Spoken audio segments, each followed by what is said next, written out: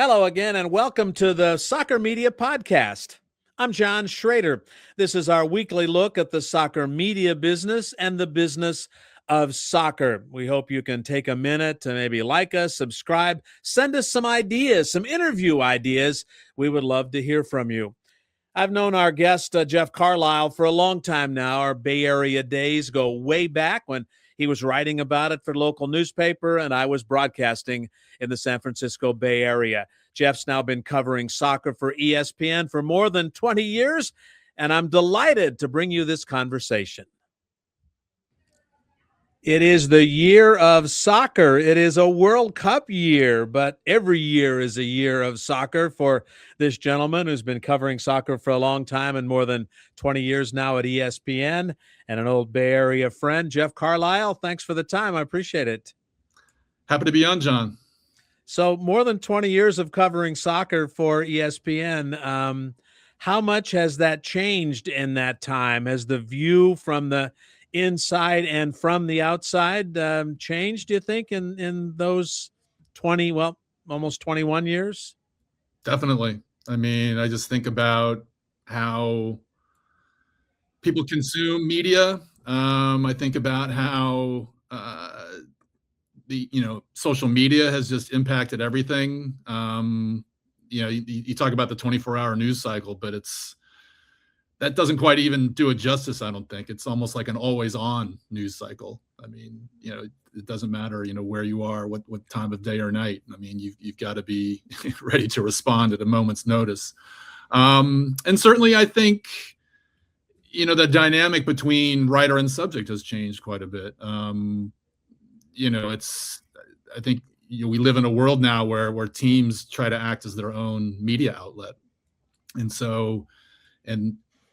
people such as myself oftentimes are looked at as the middlemans, and sometimes it's easier just to bypass that middleman and just put out content yourself. And so and obviously there's a money-making aspect to that, but certainly that's changed things. It's I also think now people expect media to be almost like the personal PR representative, and that's just not the way that it works. Yeah. But that expectation, I think, is still there.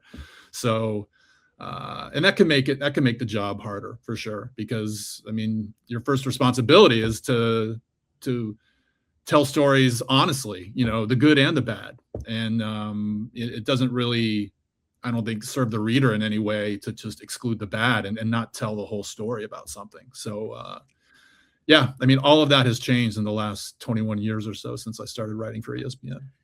So you talk about the writer and subject relationship. How do you adapt to that? I mean, the first response is to fight it, right? And then you have to figure out how to live in that world. How have you done that? I think it helps just to be upfront from the beginning that, you're there to tell these stories honestly. And so, I think as long as you set that expectation up front, that helps. I mean, I don't think that entirely mitigates the dynamic that I described, but, you just, you are your reputation. And I think if your reputation is one of being an honest broker, I think that makes it easier. But, it doesn't get rid of that difficulty entirely. So, I don't know that I've adjusted too terribly much. But, I think as long as you have a good dialogue with the subject and say their agent or the team that you're dealing with, then I think that goes a long way towards maybe removing some of those barriers and some of those difficulties that I described. Those four magic letters have been great for access over the years. ESPN, put together and in that order. Is it still the case, even in this world that you're describing? Is it still one of the great entrees to get where you want to go, that you work for ESPN? Sometimes. Sometimes not. I mean, I think sometimes, there is, I think, value in the local beat writer, in terms of them establishing relationships and following just one particular team. And I think that's great. I mean, I think you need that part of the ecosystem. You need people who are with the team every day and can speak and add subtlety and nuance and insight into what's going on with a particular player or a particular team. But certainly when you're dealing with national level stories or compelling stories, ESPN certainly still helps. But I mean, it's sometimes it helps and sometimes it hurts. I mean, it just depends upon the particular situation, I think. The old school, we would describe somebody as a beat writer. What is your beat? How big or how small is it? What would you describe as your regular gig? I would describe my regular gig as MLS and the U.S. men's national team. It's I do a little bit of the women's game. We've got a full-time women's writer in Jeff Kassouf who does an amazing job. And but he helps me out sometimes and I help him out sometimes. So our paths do cross, but I would say primarily it's MLS, and especially now the U.S. men's national team, given that we've got a home World Cup coming up, and there's going to be a lot of attention not only on the team but on the tournament as a whole and how it's being run and how the USSF is trying to navigate this opportunity for them to grow the game. And so, but yeah, I'd say those are my two primary areas of focus, as it were. And occasionally, I'll write stories that dip down into the USL. I mean, obviously there's a lot going on with that particular organization in terms of promotion relegation and adding a whole new tier, Division I tier to what they're offering. So, occasionally I will write stories about them as well. But yeah, I would say, the MLS and the U.S. men's national team are what my editors want me to focus on. For sure. How are you all preparing for this World Cup in mostly U.S., but also Canada and Mexico? How do you get ready for that? I mean, the planning started a while ago. I mean, just in terms of the stories that we wanted to write. I mean, there's long-term projects and then there's medium and short-term projects. So, we've got some long-term projects in the works for sure. But also trying to kind of dig below the surface a little bit, just in terms of, hey, how much money is the USSF going to make from this? And what are they going to try to do with that money when they get it? I wrote a story about that published a couple of weeks ago. So, and then I think, as we get closer to the tournament, there'll be more of a player focus. But even now we're trying to get those projects planned and organized and ready to go so that, we can get the interviews done in a timely way and then publish when we publish. So, it's, you don't want to completely, use every card that you have in your hand, too far in advance. I mean, you want it to be a steady stream of material. And so, I think some stories will lend itself to being closer to the tournament and others further away, but certainly we're thinking long and hard about what kinds of stories we want to write now, and then what kind of stories we want to take on when the tournament's getting really close. Yeah, sticker shock has been the name of the game. Prices are immense. I think all of us thought the prices would be very high, maybe not this high.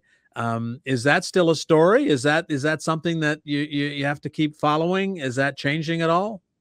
I think that's a story that is relevant now and will continue to be so as the tournament gets closer. I mean, I think American consumers got a taste of it with the Club World Cup last summer, but I think it's really going to be even more intense and have even more of a focus as the tournament gets closer, because the Club World Cup, yes, you had fans from abroad coming and supporting their team, but I just think the World Cup itself is going to be a whole different animal, and you're going to have way more fans, trying to get into games, trying to, follow their teams. And so, I think that's definitely going to impact prices. conversely, I mean, some of the games in the Bay Area here are not, marquee games. And so I think they're running into a situation where, those games the price point will be a lot lower. I think there's good and there's bad in that. I mean, certainly I think the organizers here in the Bay Area would love to have more marquee games, and they might get them because, if everything plans out, if everything goes according to plan, in a World Cup, it rarely does.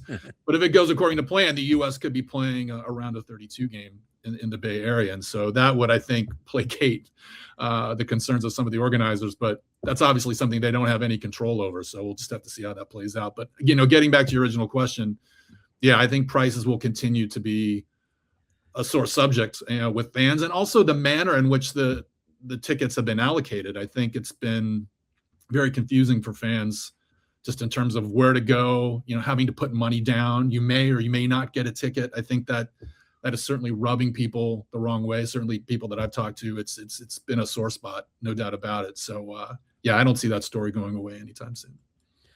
Is this not, did I understand this correctly, Jeff? This is the first time that FIFA's been more directly, literally directly involved in all of the ticket selling. Is that correct? I don't think so. I think, I've heard this referred to, the way the tournament is being run is I've heard it referred to as the UEFA model. And so obviously Gianni Infantino comes from UEFA. Mm-hmm. And so I think in Russia, I think in Qatar, I think FIFA, had a heavy hand. There wasn't a local organizing committee that was, maybe getting a cut of ticket sales like the US did back in 94. Mm-hmm. So I think it's not the first time, but it is a relatively recent development.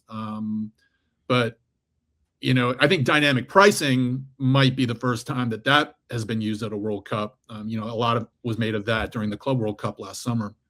But in terms of FIFA having a heavy hand, really, putting, having an iron grip on the revenues and how they get distributed.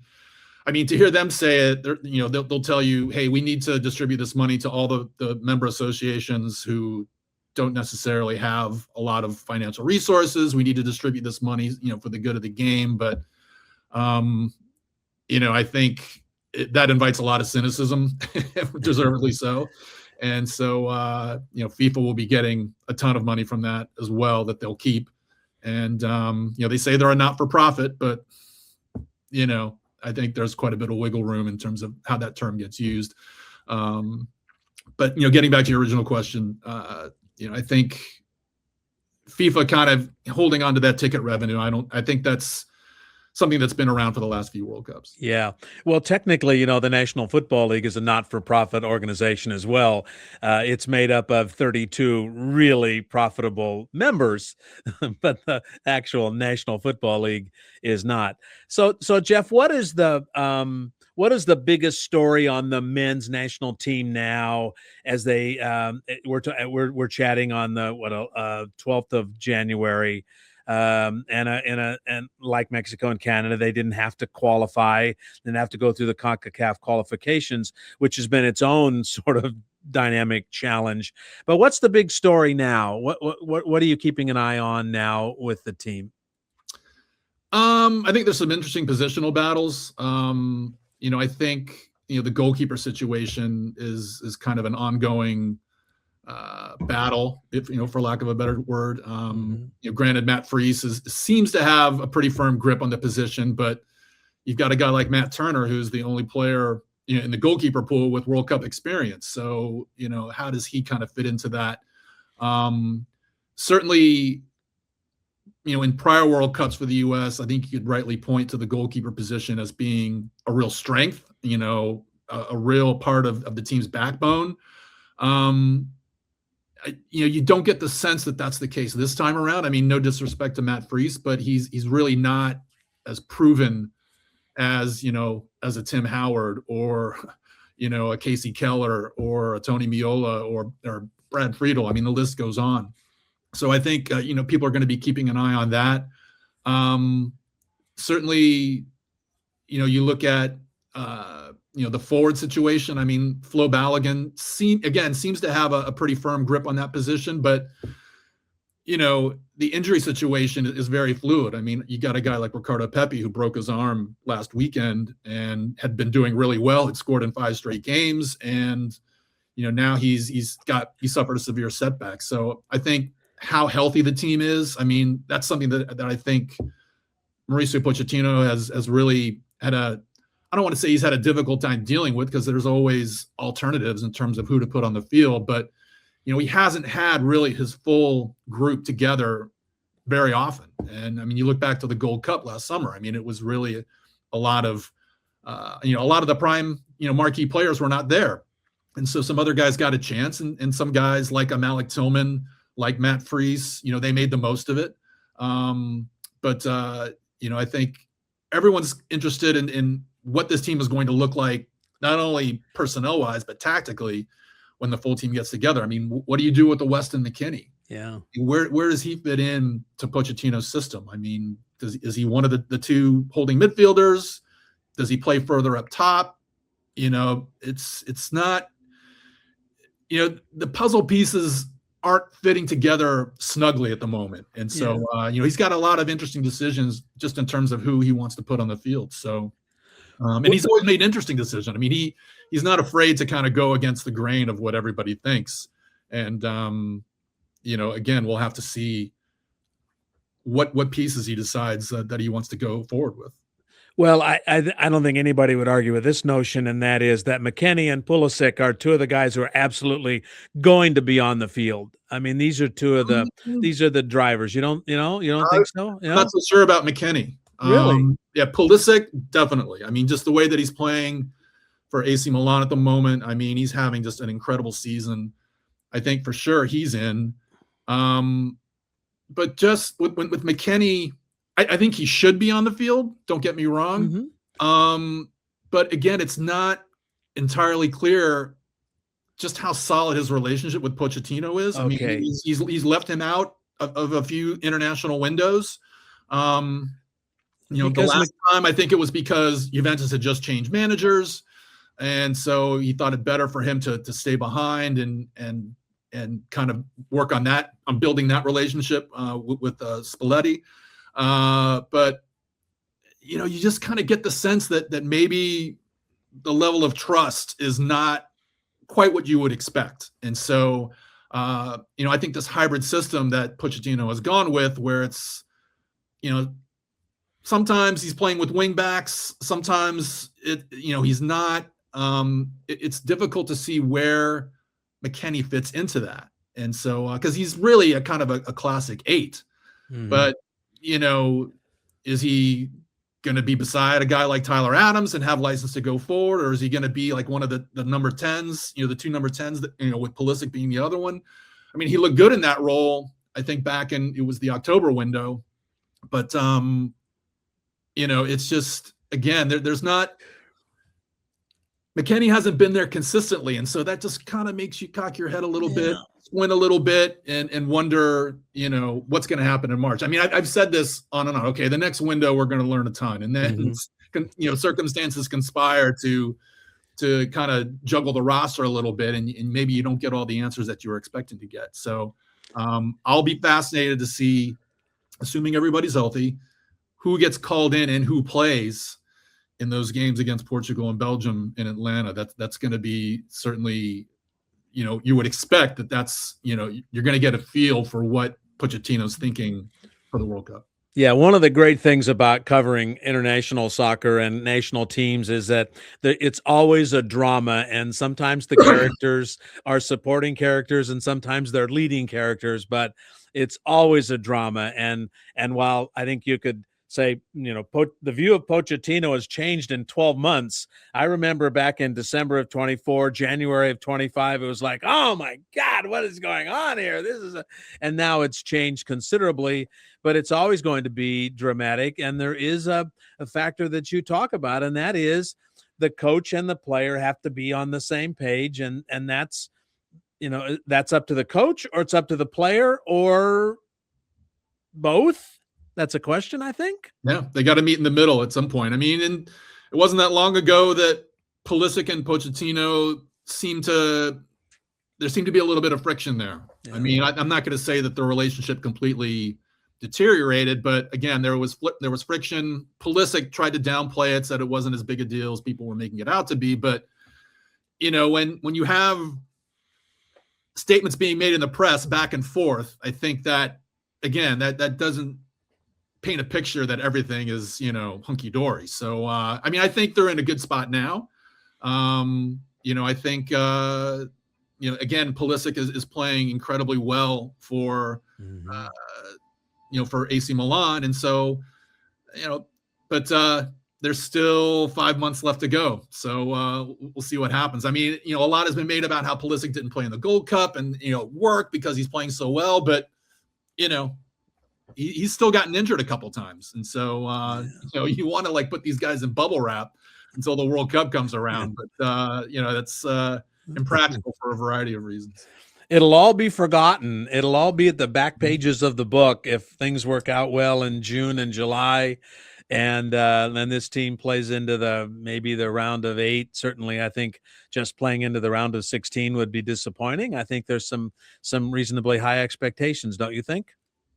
Yeah, I mean, they're playing at home, and they're going to have incredible crowd support. I think that's not to say there's not going to be fans from opposing teams. I mean, at the Paraguay game this past fall, I mean, there was a good contingent of Paraguay fans there, no doubt about it. And so, but I think it's going to be, the onus is going to be on the U.S. fans to really turn out. I mean, American Outlaws will obviously be out in force, but it's going to have to be, a situation where the U.S. team really feels that crowd behind them. I think that, it can create a lot of pressure. I mean, I remember seeing, Brazil players in 2014 and how you could really tell they are feeling the weight of those expectations. But I think in this case, the U.S. crowd is going to be really positive, really behind the team.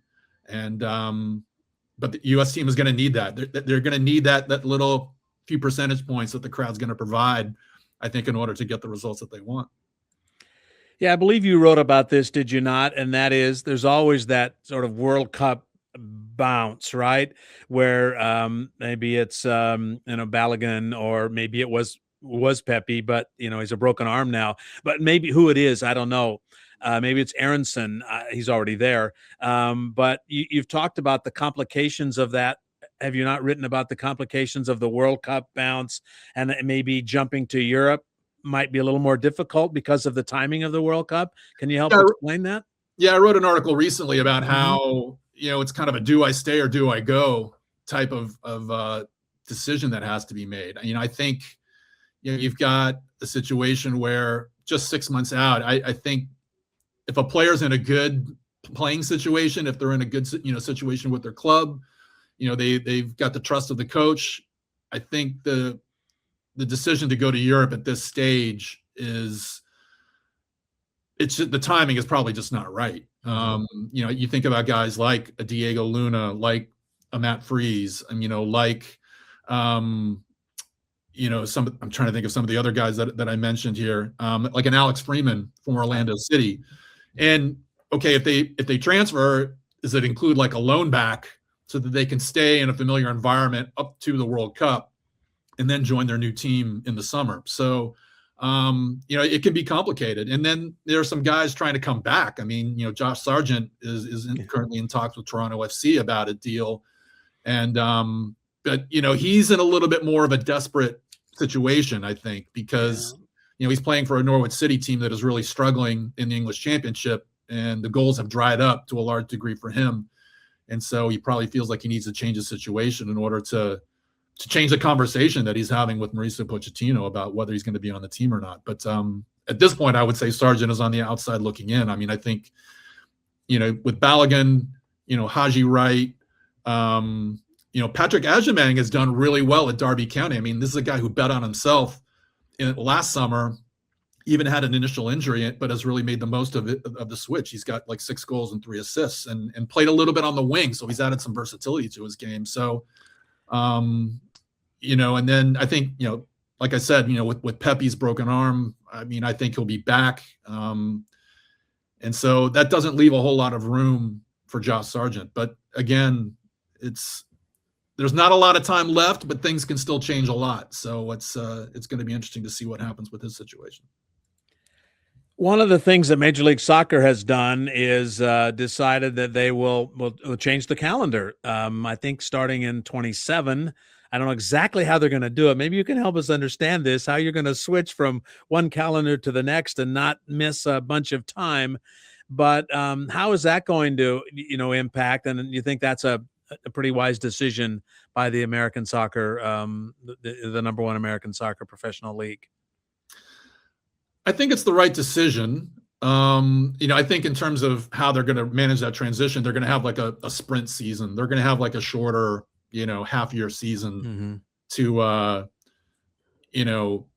just get that in the books, and then they'll go to the what they're calling it, the summer spring season, where they start in like July and then go all the way to May.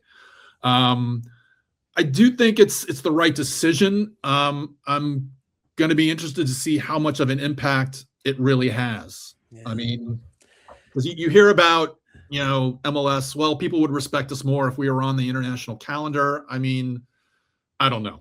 I mean, that seems a little speculative. Certainly, I think it will help transfer deals. I mean, MLS teams will not be having to, get rid of players in the middle of their season. European teams might be more willing to sell if all the business is being done in the summertime. So, I think that kind of alignment will help. But whether that is going to be the magic bullet that kind of catapults MLS forward, I mean, I'm not a big subscriber to the magic bullet theory. I mean, let's just put it that way. I mean, I think there's always a lot of moving parts with these things. And we'll see how that affects their business with South America. I mean, I was talking to someone about this, and they said, well, South American teams want the money whenever they can get it. They're not really going to be worried about what time of year a particular player is being transferred.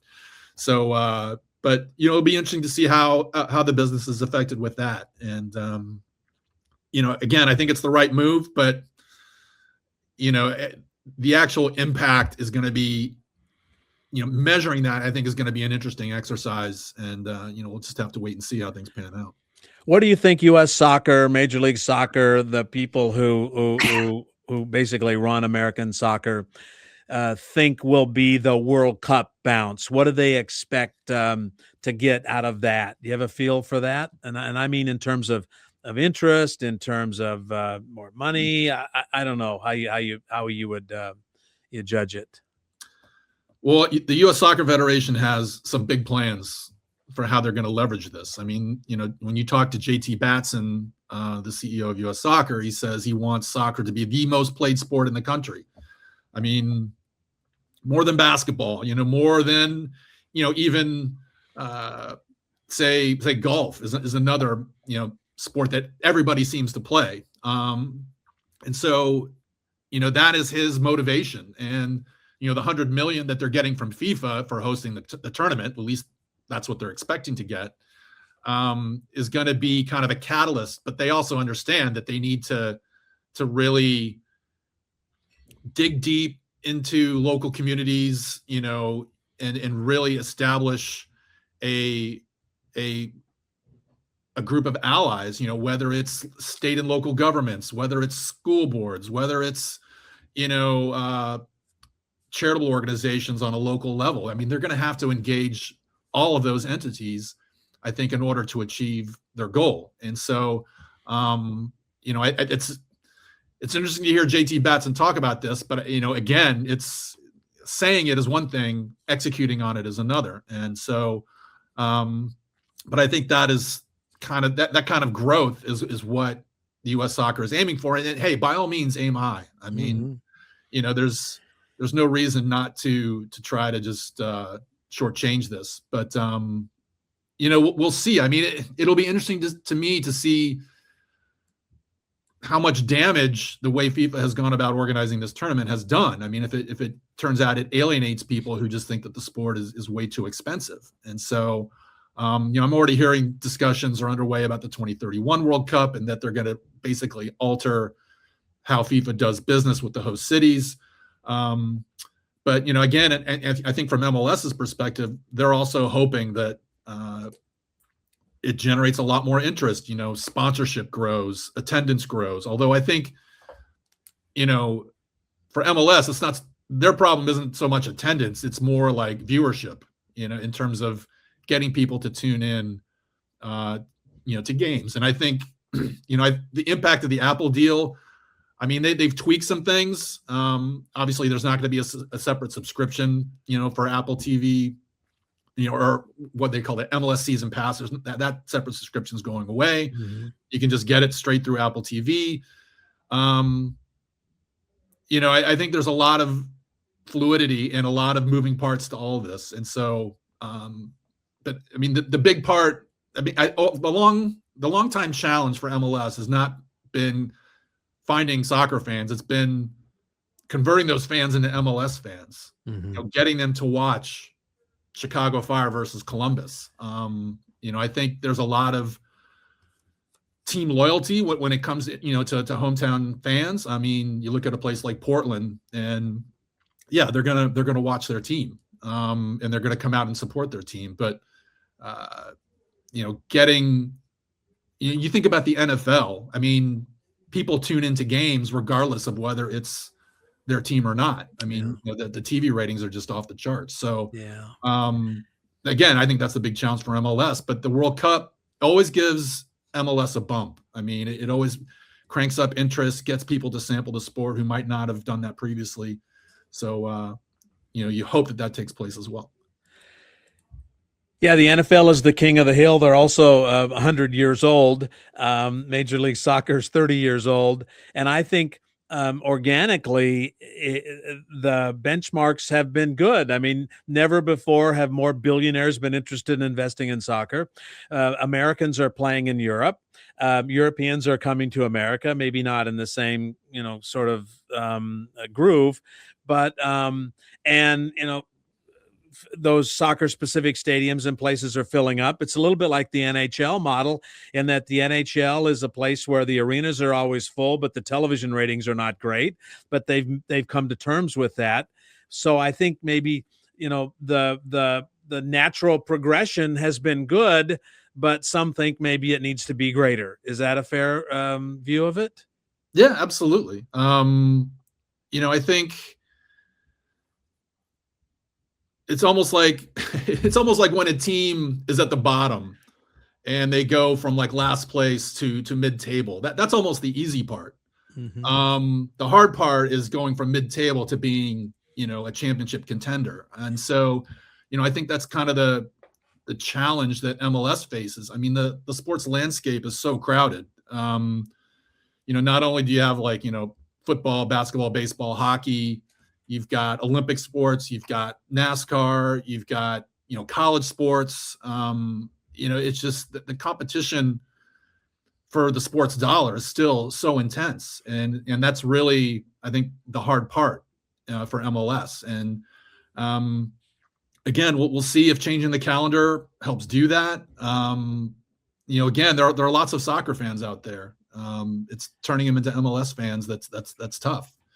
And so a guy like Messi helps, bringing in a Thomas Muller in Vancouver, that helps. But, I think the roots need to run a little deeper if you're really going to reach that goal of being, truly on par with even the NHL. I'm sure MLS can throw out some stats and numbers where they say they're there already, but I mean, it's, they still got a lot of work to do, and they know that. I mean, that's not a surprise to them. Yeah, and I think when the history of the television part of it is written, they will look back and say, why did we charge extra money to watch our product when you can get the EPL, you can get the Serie A, you can get the French league, you can get the Spanish league, you can get soccer all over the world, and we're competing with that. and you know this at ESPN.com, I'm sure, when Barcelona and Madrid play each other, this is a pretty damn big deal. And you mentioned Chicago and Columbus, all due respect to two wonderful American cities. It's not the same thing in terms of perception. So I think Apple making that decision is a step in the right direction, but I think they'll probably blow it up when they have a chance in 28 or 29 or whenever the new window comes, because the competition for the eyes is just so great, and you can't put up hurdles to get people to come to your product. That's an editorial comment, Yeah, I mean, no, I agree 100%. I mean, the one, and granted, I'm an older guy. I'm not consuming, sports the way, teenagers and 20-somethings and 30-somethings are probably. But, when MLS went with the Apple deal, you were no longer able to stumble into a game. And, you wake up on a Saturday or Sunday morning and it's like, oh, what EPL game is on? And then you find it. And so you can just, again, stumble into it. It doesn't have to necessarily be appointment viewing. And whereas I think, with the Apple deal, it was almost out of sight, out of mind.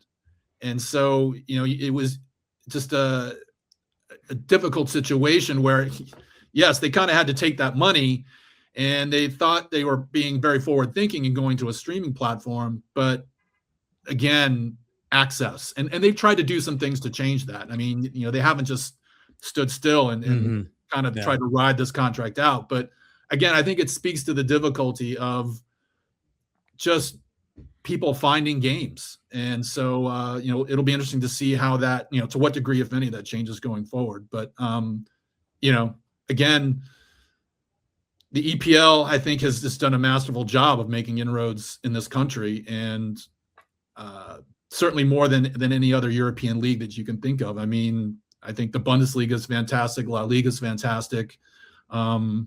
Serie A, the list goes on. But again, it's so accessible. Yeah. So accessible. And, I think MLS has struggled really to kind of find a way to match that. And at a time when the major American leagues, and we'll wrap it up here, but the major American leagues are putting their best games back on linear television. They might be on cable as well, and it also might be on streaming as well.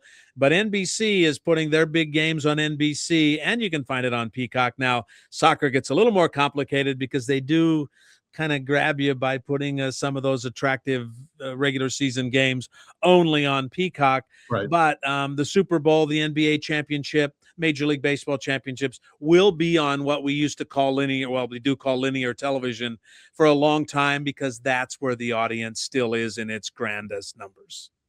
Absolutely. Right? Absolutely. Although, I don't know, I think there's been some speculation out there that the day will come when a big event like that is on a streaming platform. I mean, we'll see. We'll see what happens. I think the day will come even sooner when the CBS's, NBC's, ABC's stop programming billions of dollars worth of television on Monday through Friday nights, and you're going to have to figure out how to get those kinds of products the same way you get Netflix, Amazon, and Peacock and other things. That, I think, is what is going to be interesting to watch. How much longer local television network is in business. And I know that sounds sort of apocalyptic, but it will happen. So, Jeff, thank you. I appreciate it. Took a little bit more time than I promised. As always, great to see you, and thanks.